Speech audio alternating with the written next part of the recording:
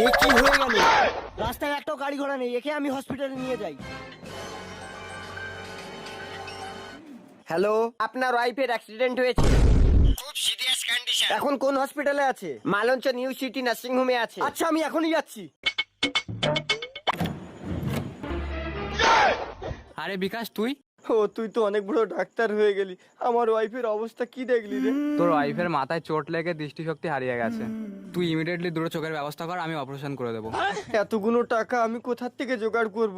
তুই এক কাজ কর, আমার দুটো চোখ নিয়ে নে। আরে না না, আমি তোর ওয়াইফের চোখের ব্যবস্থা করে দেবো। কিন্তু এই নাও ভাতটা খেয়ে নাও। কই ভাত, কই বউ?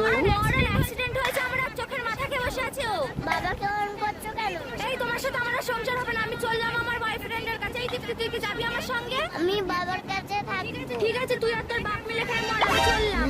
দেখেছেন, একটা পুরুষ যখন কর্মজীবনে থাকবে